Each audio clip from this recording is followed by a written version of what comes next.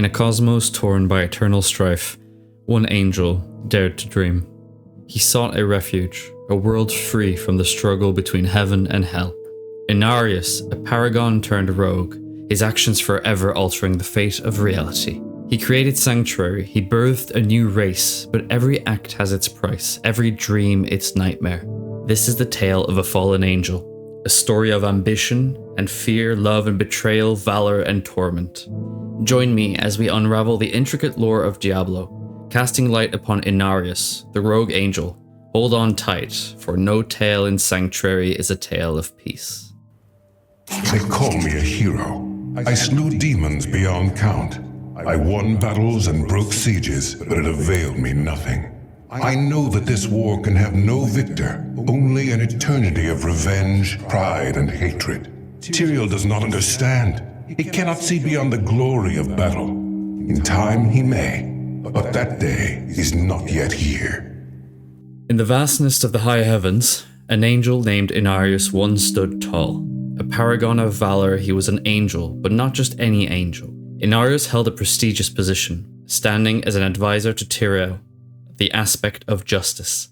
Inarius was seen as a pillar of strength, a beacon of light against the invading darkness. His name was whispered with reverence and awe. It was Inarius who once stood in the vanguard, facing down Azmodan and successfully pushed back the foul creatures of hell. Beneath his radiant exterior and amidst the ringing cheers of victory, a seed of disillusionment had begun to sprout. You see, Inarius was growing weary of the ceaseless violence, weary of the eternal war between heaven and hell. He had seen the toll of the great conflict firsthand. He had fought tirelessly in it, and it began to eat at him. He looked to Tyrael, his comrade in arms, seeking understanding, but he saw in Tyrael's eyes not peace, but the reflection of the endless war and the inability to see past it.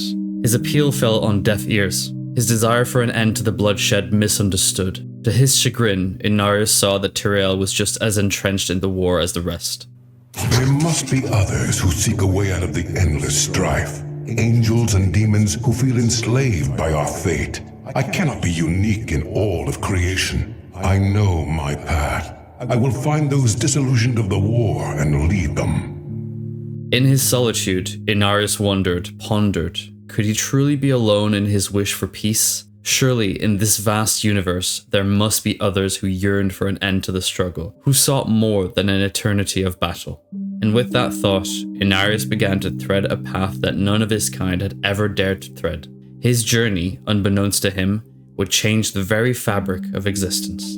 Long before the creation of Sanctuary, Inarius stood at the forefront of a critical battle. In the depth of Pandemonium, a realm at the epicenter of reality, he led his angelic forces against the ceaseless onslaught of Hell's legions. But the tide of war was not in his favor. Overwhelmed by the destructive powers of Hell, his army was crushed, and Inarius himself captured. I was struck down in the third charge. I lay upon the ground, only to wake in chains. I did not know that demons took prisoners. I babbled like a fool about my dreams of escaping this war. My captor freed me and said that we would meet again. Her name was Lilith, daughter of Mephisto. Fate, it seemed, had a sense of irony. Our angel found himself at the mercy of his demonic enemies, ensnared by the very chains he sought to break. His captor was none other than Mephisto, the Lord of Hatred himself. In his confinement, Inarius clung stubbornly to his ideals. He spoke, ranted, and raved about a world beyond the great conflict, a world where the eternal war could come to an end. And from the darkness, there emerged a singular ray of hope. Lilith, the daughter of Mephisto, showed him a flicker of understanding. She too was weary of the ceaseless battle, longing for a reality untarnished by her father's lust for war and suffering. Seeing an opportunity for a better world, she freed Inarius behind her father's back. Lilith is me, but a fire and flame. I could never have felt this way about a demon while I was mired in the endless war. The strain holds us prisoner to what we've been told to believe. She and I have made plans. We will bring others to our cause, and together we will escape. Imagine for a moment an angel and a demon, united not in conflict but in shared purpose. Not a temporary truce, Love blossomed amidst the tumult, and the universe would never be the same. They became the beacon for others like them, drawing in both angel and demon, the disillusioned and disenchanted, those who yearned for respite from the eternal conflict. Those who follow us are strong in purpose and conviction, but we are only few. Yet if we can obtain the power of the World Stone, it will be enough. We will scale the wind-sheer slope, steal into the heart of the fortress, and be gone before anyone notices the stone's disappearance. And so they seized the World Stone, a conduit of unimaginable power. With it, Lilith and Inarius shaped a refuge from the war, a sanctuary, a world apart from heaven and hell. Ruled initially from the Temple of the Firstborn, it was a paradise born of strife, a utopia amid turmoil. But power is a fickle and dangerous thing. While creating this paradise, Inarius secretly bound the World Stone's power to himself, becoming the supreme entity of Sanctuary. Can I truly love a demon? When I gave the World Stone to Lilith, I knew I'd been right to seek her all along. We have created a new world. We can live here in peace, away from war. I have named this world Sanctuary. As the de facto ruler, the power of the World Stone coursing through his veins, Inarius had more than a sanctuary. He had a kingdom, a dominion untouched by the eternal conflict. But power breeds fear, and Inarius found himself haunted by the consequences of his actions. When I see Lilith sleeping at my side, I'm filled with dark thoughts. My sins are real, and I will surely pay for them. We live in peace for now, but it cannot last. They will come for me. But what of my great deeds? When I'm in torment, who will celebrate those? Who will remember Inarius? From their forbidden union, a new race emerged, born of both angelic grace and demonic fury, the Nephalem. Powerful, immense, they were the first children of Sanctuary. But with the birth of the Nephalem, ripples of dissension began to tear through the unity of Sanctuary's populace. Their existence became a symbol of blasphemy. The conundrum was dire. The Nephalem, their power surpassing that of their parents, were both a beacon of hope and a harbinger of dread. Should they be spared, or should they be destroyed? In the face of such turmoil, Inarius called for a period of reflection, seeking solitude to grapple with the fate of his children. Before he could cast his judgment, Lilith made the first move. In the face of her children's impending extinction, Lilith had been driven to madness. The mother of Sanctuary, in her frenzied despair, slaughtered her own brethren. Faced with the atrocity she had committed, Inarius was compelled to act. Yet there was an oath, a promise between lovers.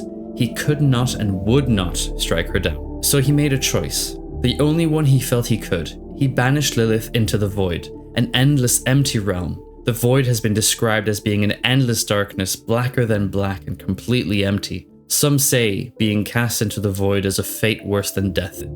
This act left him alone, in a world filled with the offspring of their forbidden love. The power of the Nephalem terrified him. In his fear, he sought to diminish their abilities, to curb the threat that they posed. With the World Stone in his power, he dampened their strength, watching them as they dwindled over generations and eventually gave birth to humanity. Inarius enforced his will upon the Nephalem. His world would be as he envisaged, serene, controlled, unthreatened. Those who dared challenge him met a swift end, while others fled, their once mighty powers waning. Then Inarius disappeared, yet whispers suggested he remained, concealed amongst his progeny, observing as the Nephalem became humans, watching as their civilization flourished. Strangely, Inarius found solace in humanity. They did not carry the terrifying potential of the Nephalem. They were not a threat. Not to him, anyway. In a cataclysmic sequence of events known as the Sin War, Lilith escaped the void, amassing an army called the Edirim, an army of second-generation Nephalem. Waged in the name of her children, this war pitted the Edirim against both angel and demon. Yet, in spite of her efforts, Lilith could not stand against Inarius. Again, she was banished to the void, but this time, Inarius took further precautions. The tide of the Sin War changed when Oldician, a Nephilim of untold power, sacrificed himself. His act of selflessness saved Sanctuary, preserving humanity's existence, and it moved the Archangel of Justice, Tyrael, Tyrael, deeply touched by Aldinian's sacrifice, found himself at a crossroad. The fate of Sanctuary, Inarius, and the entire human race rested on his decision. To the surprise of many, Tyrael chose to side with humanity, leaving them to their own devices, free to choose between light and dark. But Inarius was not afforded the same mercy. Handed over to the burning hells, his punishment was severe and eternal. Mephisto bound Inarius in monstrous chains and relished in the angel's torment, tearing Inarius' wings from his back. Bound in chains, Inarius' fears were realized. He lamented his fate, his great deeds forgotten, his name a whisper on the wind. In the end, Inarius paid a hefty price for his quest for peace. His story serves as a reminder of the complexity of existence, a testament to love, fear, and the pursuit of ideals. The final torment for Inarius was not one of physical pain, but a psychological one. He was imprisoned in a chamber of mirrors, his eyelids cruelly ripped from his face. Unable to close his eyes, Inarius was forced to gaze upon his disfigured form for all eternity. In his quest for freedom and peace, Inarius had become a tormented captive. Denied even the release of death, he was doomed to an eternal existence of suffering. His anguished form serves as a stark reminder of the price he paid for defying the cosmic order. It's a cautionary tale of ambition and rebellion, set against the backdrop of the eternal war between heaven and hell. This was to be his end. Or was it? I just want to pause the video here and give you a spoiler warning, as I'm going to go into the story of Diablo 4 and especially what happens in Act 1. You've been warned. If you want to stay away from spoilers, just pause here, go play Act 1, and come back. The reign of enmity came, and with it, the unexpected return of Inarius. Escaping from his prison in hell, Inarius sought sanctuary in the high heavens, reigniting the Cathedral of Light he had abandoned a millennia ago. Inarius, believing in a prophecy of a battle in hell, sought a key to hell from Ratma, the son he had with Lilith. Ratma, however, foresaw his death and refused. Overcome with anger, Inarius slew his own son, his fury yielding nothing. Chaos bloomed across Sanctuary, stirred by the return of Lilith. Understanding the danger of her return, a wanderer, that's you, sought Inarius' blessing, to use their blessed blood to open the way to the necropolis. But Inarius dismissed them, seeing humans as weak and unworthy of sanctuary. In the depths of hell, Inarius rallied a force of pale knights, led by Reverend Mother Prava. She is the current High Priestess of the Cathedral of Light and the right hand of Inarius. Prava is completely dedicated to Inarius after he appeared in her room when she was on the edge of dying. He chose her as a leader to his forces. As demons attacked, Inarius bathed in light and spurred his knights to hold firm. Amidst the chaos, Inarius spotted Lilith. He flung his spear directly at her, his wrath clear in the battlefield, and the rest of this tale will be discovered in the new Diablo 4 game. Inarius' return, much like his departure, left a seismic impact on the world of Sanctuary. It also left a question hanging in the air. What would come next? With Inarius at war in hell and Lilith spreading chaos in Sanctuary, the future was uncertain. But one thing was clear. The legacy of the rogue angel was far from over. Inarius, once a revered angel, now a rogue, his name etched in infamy, he sought escape from the eternal conflict, but instead, he kindled a new kind of war. With Lilith by his side, they birthed not just a sanctuary, but a new race, the Nephalem. Together, with Lilith, they became rulers, lovers, and parents. But the power of their offspring was a burden too great for Inarius to bear. His love for Lilith soared, twisting into fear and leading to her banishment. Alone, he looked upon his progeny and felt only terror. His tale is marred by fear, betrayal, and tragic downfall, from a pact with Tyrael that sealed his fate to his horrific punishment at the hand of Mephisto. The angel who sought peace found only suffering. His actions set a series of irreversible events into motion. His legacy, a realm in the crossfire of the eternal conflict, and a race, the Nephalem, destined to bear the weight of their parents' sin. The creator turned destroyer, the lover turned betrayer. As his tale unfolds further in Diablo 4, one can only wonder, is Inarius a victim of his ambitions, or merely the architect of his own torment? We made it! Fourth video, the story of Inarius. This one was Good, fun, and challenging, especially the edit. I'm starting to run out of images. So I'm trying to find like what are the most relevant images for each section. And yeah, if anybody has any tips on finding more artwork, that'd be great.